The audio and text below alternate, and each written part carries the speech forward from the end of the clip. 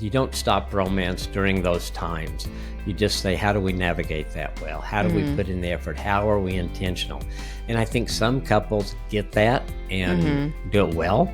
And I think others struggle. And I think there's probably a lot of couples struggling right now. I mean, they may still have sex, but the romance part of it that kind of builds on that intimacy, that builds that closeness in a really special way, sometimes that's not there. And it's just being, okay, how do we get this back? Is romance realistic in the middle of day-to-day life?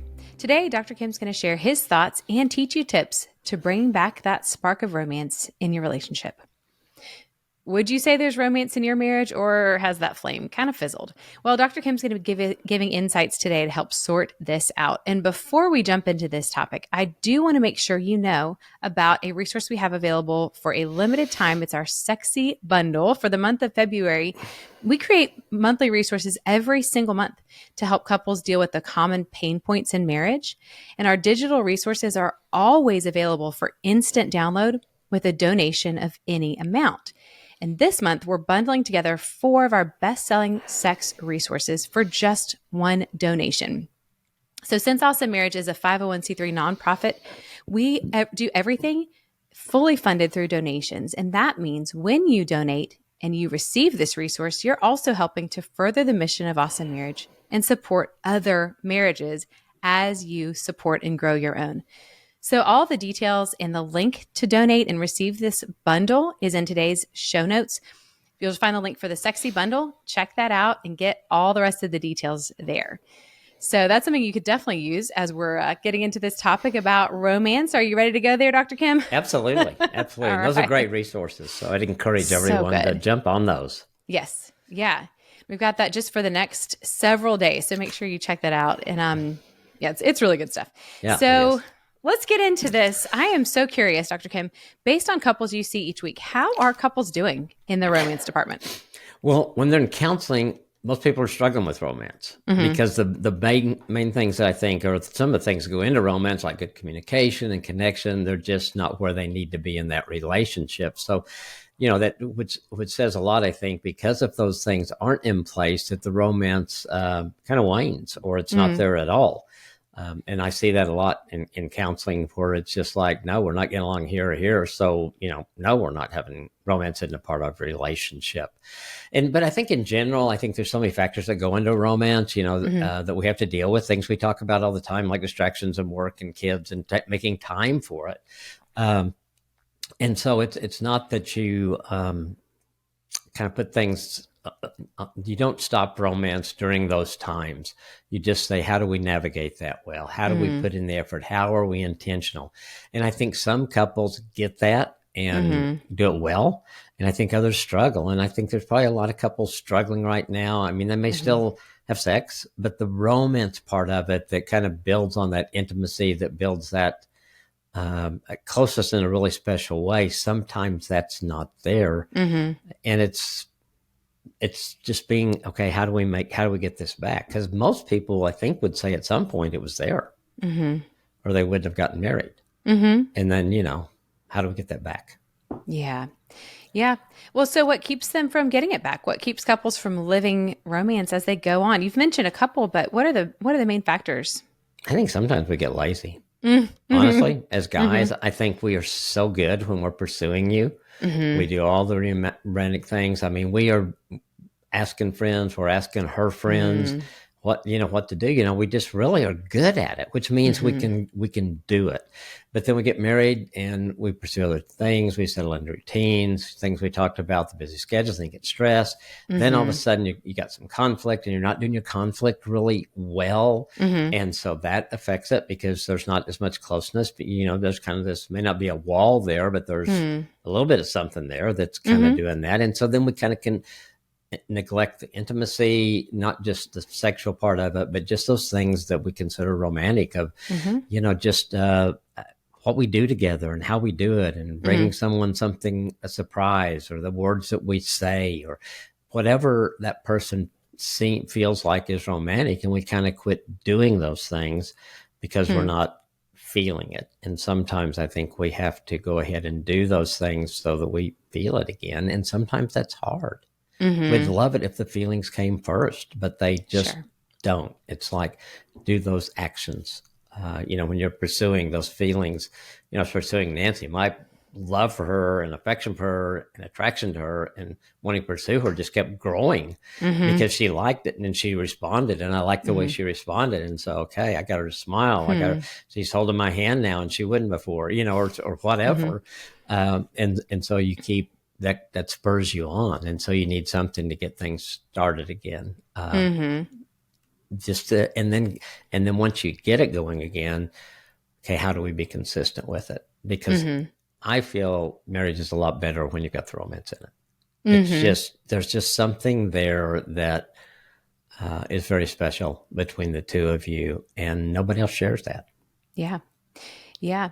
Well, so I love that you're saying that it's okay to just go ahead, or maybe it's important to go ahead and start doing things, even if you're not really feeling it the way you used to feel it. Because I think that's a reality we face, Absolutely. As time goes on.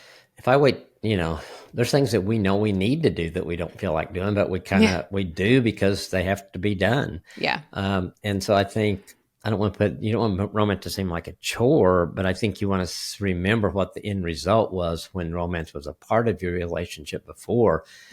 And just because you're 10 or 15 or 20 years older doesn't mean you can't do that again. May look a little different, may not, depends on the two of you. But hey, this was pretty fun. Why don't we do that? And I think when the romance is good, I think some of the other things, I don't think you fight as much because I think you're more understanding or patient with each other. And you kind of look at each other through a different lens. And when the romance is out there, it can be like, well, this is my adversary, or we're not on the same team. And I think it's easier to be on the same team when the romance is there. It is for the two of us, for sure. Yeah, I think that's a great point because there's almost like there's a little bit of flirtiness and a little bit of fun, I think, in addition to sort of that like warm aspect of romance. Yeah. I mean, Nancy's done so. She's flirted well our whole marriage, and she still does. And I love that. And I think that helps me in responding to her, because I like to see that in her. And so if I figure out, which changes, but if I figure out something that makes that happen, I want to do that because I want that to be a part of it. Yeah. Yeah. That's good. Okay. So you did mention this, but why does a marriage need romance? What does it do for marriage? I think that emotional intimacy that comes along with that really does connect us. I think it keeps us attracted to each other, and I think it motivates you, we all age and everything, but to look the best we can at whatever age you are and whatever's going on in our lives. And I think it's Tommy Nelson, the pastor in Denton, that said, you look the best on your wedding day and it's all downhill from there. Well, there's, we don't want to focus on that, but yeah, we do change. And so you want that. And I think it increases the quality of life for us. It reduces stress, I think, because you have this quality time together and you connect really well. I haven't really looked at any medical studies on that, but I know when we talk about, I know recently I was doing a study on happy marriages and the medical benefits of that. So I think that would probably go hand in hand with the romance thing too. Yeah. You're going to be healthier. You don't have that stress. You don't have some of those things. And your marriage becomes the refuge. I think that's one of the reasons God created it is so you've got that safe place to go to be nurtured, to be loved, to care, and to care for somebody else. So you feel valued and you feel loved. And I think all those things really go into making our quality of life better. And then our quality of marriage is better also. Yeah, that's really good.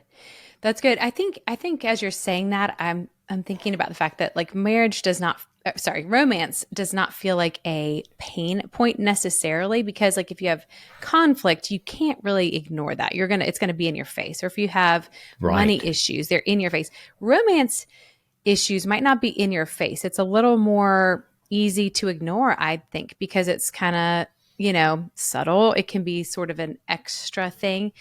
But what you're saying is that as we work on building the romance, it's going to help us avoid the other pain points. And so I think that kind of brings it out of the shadows a little bit and puts it a little more forefront, which is cool. Yeah, that's really good. That's a really good way to put it because I think it is. I think it is easy to kind of put that on the back burner Mm-hmm. because it's not causing pain point, as you said. Mm-hmm. And so I think we have to just look at the big picture of it. What has romance done in the past? And hopefully that's Mm-hmm. positive. And what could it do in a relationship now? Plus, I think, I say that all the time with your kids. They need to see that be a part Yeah. of your relationship because you want that Mm-hmm. for them when they're in a marriage relationship. And Mm-hmm. I've counseled people and maybe they're struggling with something. And I'll say, well, what did your parents do there? And sometimes they'll say, well, I never seen any romance in our home. Or Mm-hmm. some of them say, yeah, we saw that and it was good. And that's what I want in our marriage. And so Mm-hmm. model that for your Yeah. kids so that can be a part of it. They need to see there's a fun that comes with romance. I mean, there's the romantic part of it. There's a fun and there's I don't know. For me, there's just a really good feeling when we're in that stage and we're just kind of clicking there and we're just really enjoying each Mm-hmm. other. Mm-hmm. It's Yeah. really special. Well, it's a good part of like continuing to know your spouse too, getting to know your spouse, knowing Yes. what speaks to their heart and things like that. That's just part of a good marriage too. Absolutely. Absolutely. That's good. That's good. So I'm really curious, are spouses talking about this issue? Is it possible that one is thinking more about it than the other and it hasn't come up? Or do people just want this to just come naturally? I think we'd like it to come naturally, Mm. just like it does in the movies. Yeah. You Yeah. don't see them working at it, and all of a sudden, all No. that kind of stuff. Yeah. I think sometimes couples argue about it, Mm. and that may be more about the sexual part, but no, I Mm-hmm. think it really they can about, and more than they seem to talk constructively about it. And so I think that's important to talk about it. What is it? We change. Well, like I said, we do change some. I think maybe some of the things that Nancy felt were romantic when we were dating Mm-hmm. may not be as romantic to her as they are now. We were dating. We Mm-hmm. didn't. We'd have a date, and then we'd talk on the phone for 2 or 3 hours at night. Mm-hmm. And if I called her from the other room to talk 2 or 3 hours in the middle of the night now, it probably wouldn't be as romantic to her as it was when we were dating. And they had dorm hours back then, which probably people can't even imagine. And, and we didn't have cell phones. And so, man, I'd go straight back to my room and call her. And so we could talk 2 or 3 hours more that night. And so, and then there's things that today that I think she sees as romantic that probably she didn't do back there. I mean, just, we're talking about this weekend. We just hung out together all day, all Saturday afternoon. We ran some errands and we just went to eat and we did some stuff. Mm-hmm. No real agenda other than just being together. And I think Mm-hmm. probably when we were dating, I mean, I think that's new. I think that's something that, and maybe that was me feeling like we got to have an agenda. We got to be doing this, this, and this, Mm-hmm. but just being that comfortable with each other to just enjoy hanging out and feeling that closeness, it is a romantic feeling that we just felt very connected. Mm-hmm. And then there's things that still are for her. Flowers has been a romantic thing for her, our whole marriage. And Mm-hmm. she's kind of changed the kind of flowers she likes, but she still likes flowers. Mm-hmm. And so I think it is one of those things that we need to talk about. What do you, sit down. What's romantic? What do you feel is romantic? Mm-hmm. We used to do this. Was that still romantic to you or not? Mm-hmm. And as a guy, just Google it, get some ideas, Yeah. and then throw them out to her. Just say, Yeah. hey, would this be romantic? Mm-hmm. It's okay to have that conversation. I think you have to get past the mindset of, well, if you really love me, you'd know. Yeah. Because we don't, because we change and we're different, Mm-hmm. and we need to have that conversation. And so as a lady, if your husband asks you that, tell him the things that you feel. Then if he doesn't do it, then you get upset with him. But give him some things to do. Give him a kind of a roadmap, because I think as guys, we want to hit the mark. We don't want to just be throwing darts at a wall. We want to, okay, how do I hit the bullseye with you? Because that's what I really want to do. That's what I know makes you feel loved. And then I love the fact that I made you feel that way toward me. And so all of those things. So yeah, I don't think it just naturally comes up. I think you've got to be intentional about talking about it.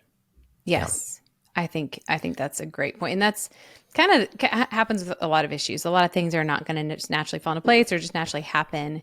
And it's okay to talk about it. I think that what you just said was really important, Dr. Kim, when you said, get over the mindset of, if you really love me, you should know. Because I think that prevents a lot of opportunity for conflict resolution or conflict prevention. Yes. And can lead to a lot of built up resentment and bitterness, which we do not want. No. So I have a question for you. So what about you with romance? Has it changed over the years with you and Brian of what you think's romantic and what not? I mean, or do you feel like it's just the things he did Yeah. pursuing you are still the things that you love for him to do? Yeah, no, that's changed for sure. I mean, there's no such thing as a mix CD anymore. That's Right. not a thing, or mixtape. But I was just thinking, I never would have thought when we were dating that a clean kitchen could be romantic. And Yes. now it's like, oh man, that is just the weight of my heart. And that's it's a love language thing, it's a season of life thing, all that stuff tied in together. I almost mentioned something like that, and I didn't. So I'm so glad you brought that up because I Yeah. think we don't think about that. But man, if your wife says, if you did the dishes Oh every yeah. night or one night Yeah. a week, oh my gosh, I Yep. would love that because Yeah. it shows you care. And Yes. and guys, I think we think it has to be something, I don't know, different than that. But Yeah. yeah, if your wife says, or would you mind cleaning the toilets? And, Sure. I think I've told before about the guy who Yeah. told me their best sex is when he cleans the toilets because she hates to clean the toilets. And so Yeah. if he does, she responds to that. Yeah. Yeah. Well, I think that's a great, to your point of having a conversation about it, because who could ever guess that? No, Who would guess no. that one? No. That's really good. But the other thing this makes me think about is we recorded an episode a while back about feeling used in sex, and about the idea that, sometimes a spouse might not feel as connected as they want to feel. Right. They might feel more stuck on the physical level, which obviously is part of it. But I think that romance is a real part of showing your spouse, hey, I see you. I see all of you. I appreciate you, and I appreciate all of you. I care about what you care about. And so that's a great way to build that connection that's outside of the bedroom, but it will spill over. When a spouse feels Absolutely. connected, it's obviously going to be an important factor in the sex life. Absolutely. Yeah, it just is. It's a connection that makes a huge difference. Yeah. Yeah, for sure. So I think we've talked a lot. You've spoken to the men some here, but I'm curious for the wives who are listening. We're probably wondering, what does romance mean for men? Do they care about it? Does this matter? Does it go both ways? Yeah, I think guys what does it mean for a guy? I think it's a little bit different.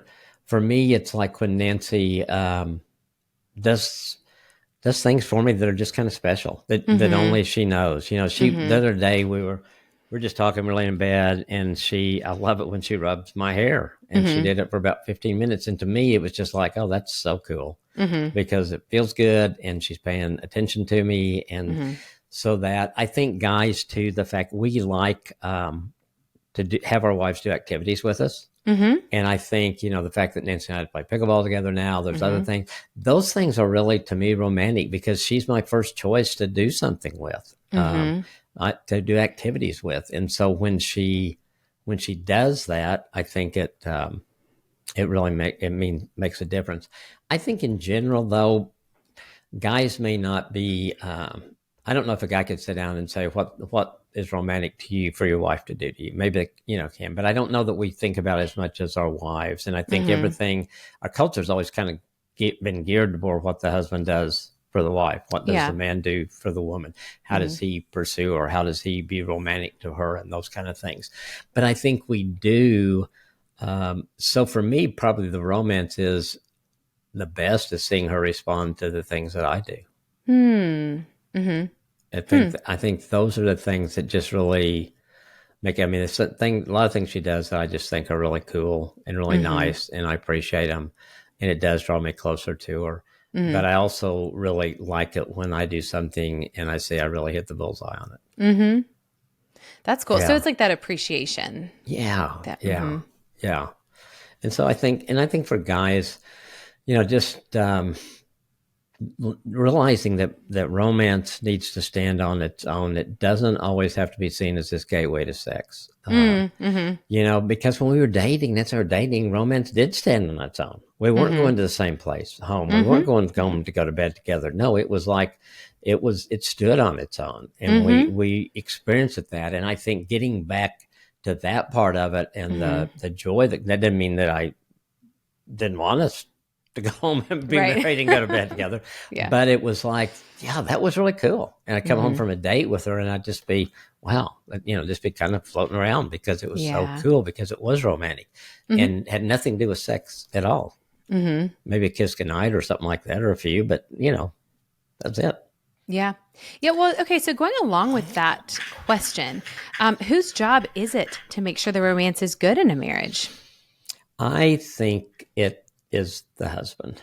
Now, I Mm, think it goes both ways, because if a husband does things and a wife doesn't respond, well, then eventually he's going to quit doing it. sure.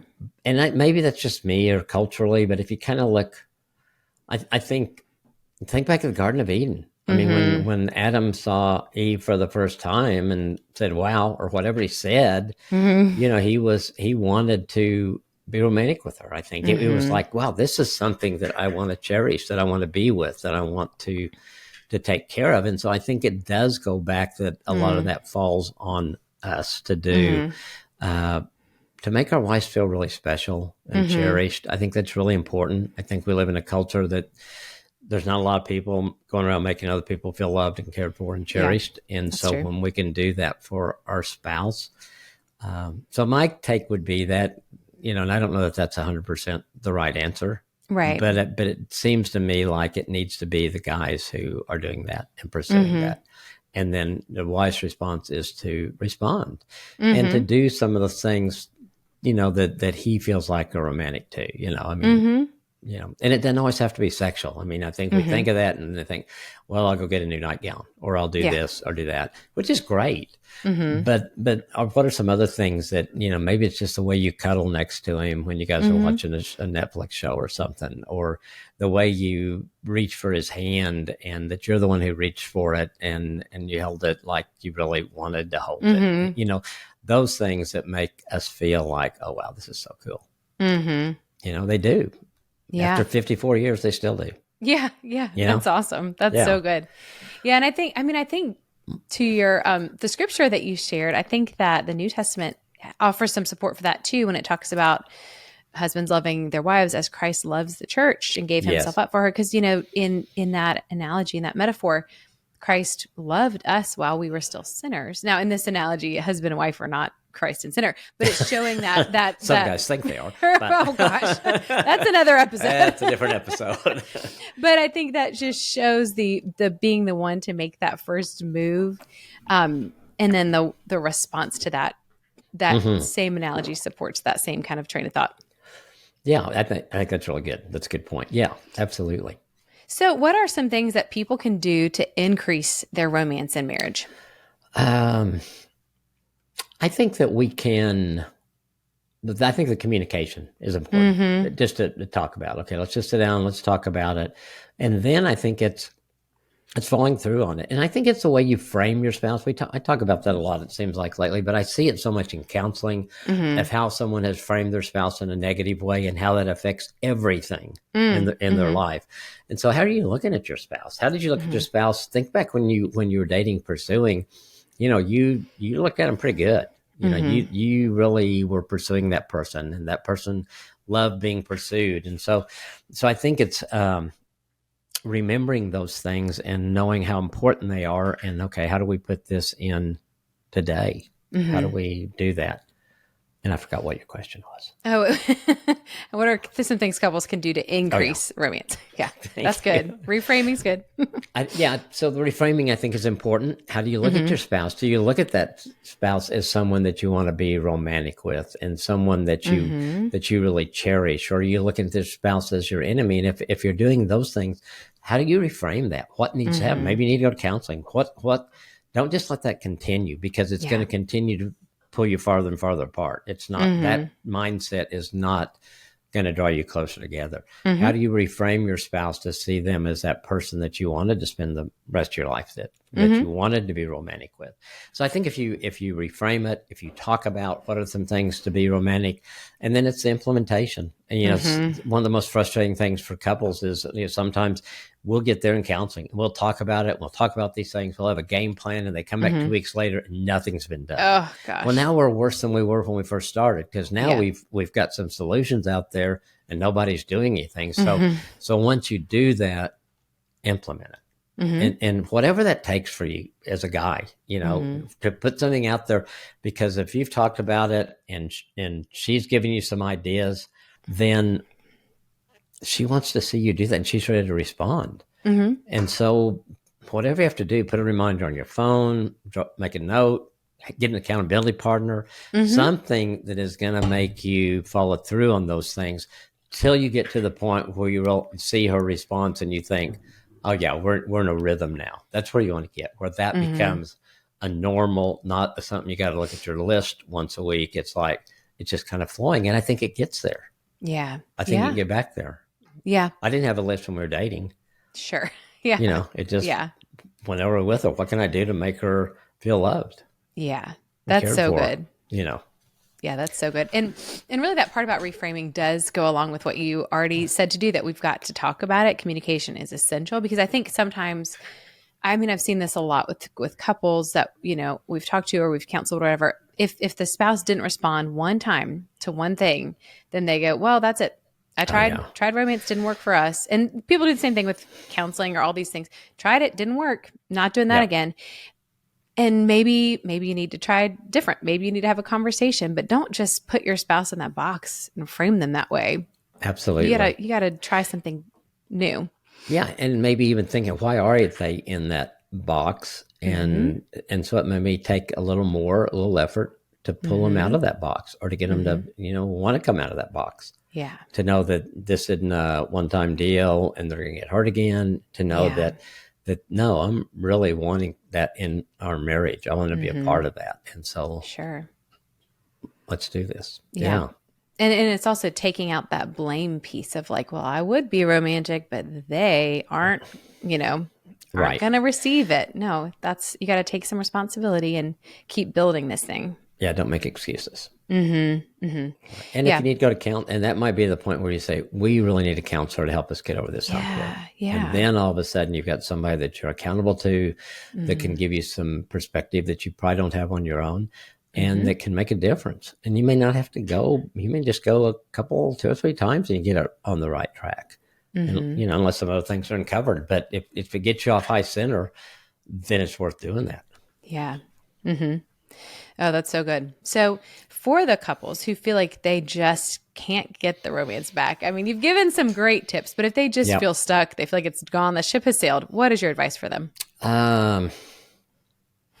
It's not just for anniversaries and Valentine's Day. It needs to be a regular rhythm of your life. And so it's just taking step one. You know, and maybe you said, you're listening, you think, well, we've tried that and we've done this and that. Don't give up on it, I guess is what I'd say. I think if you've tried it and things aren't working, that is a good time to go to a Christian counselor. But know that if you had that once in your marriage, yes, there may have been a lot of things that have happened over the years of your marriage, but it's worth working on to try to get it back. I believe you can get it back. I've seen couples that hate, they probably would have said at the beginning of counseling, they hated each other. By the end of the time, they're sitting there. And, you know, I've said that before. Some people try to stretch the ends of the couch, but how far they can get apart for each other. And then I see those couples, not everyone works this way. I wish it did. And they come in and they're sitting side by side and they're holding hands during the session. And so I just take it from me that can happen. You may need some help, but it's worth pursuing. And I think any of those couples I think of that fit that scenario I just said would say, absolutely, it was worth it. It was worth all the effort we put in. It was worth going to counseling. It was all those things to get where we are now, because this is what we dreamed of. This is what we dreamed of that day we stood at the altar and said, I do. We didn't dream of not being romantic. We didn't dream of fighting all the time or just not liking each other. We dreamed of this. So get back to it. It's worth the effort, and it's worth sacrificing some other things that you might have to give up to focus on this. It's gonna be something that will last the rest of your marriage together. Yeah. And a lot of things we focus on don't. You know, they just don't. No, that's true. That's true. Well, that's some great advice to close this out. Do you have any final piece of advice as we wrap up this episode on realistic romance? Probably just if that's a part of your marriage now, just keep it there. Don't set it on the back burner. Don't think it's one of those things that you just, like with our love tanks, it's got to be refilled. And so it's not one of those things you just coast in. So enjoy it, come up with ideas, talk about it, those kind of things. And if it's something that's missing, just determine together, let's get this back. Let's work on this together and let's get it back. And, you know, you may get discouraged at times, but don't give up on it. Just keep working on it. And I believe you'll get there. I believe you'll get there. That's great. That's great advice to end on. Just keep working at it. So as we close out this episode, we've got a lot of great action steps for you. So please take what is helpful for you from today's episode. And don't forget, I told you at the top of the episode about the limited time Sexy Bundle, 4 of our most popular resources about sex, all bundled together for just one donation. So make sure you grab that if you want to have a way to put some of this stuff in practice. So you can grab that link in today's show notes. Be sure to join us next week because we have a great episode with Faith Uriet-Show, and her conversation with Dr. Kim is incredible. You don't want to miss that one, about the ways intimacy with God impacts our marriage. Thanks so much for joining us today on the Awesome Marriage Podcast. Have a great day and do something awesome for your marriage today.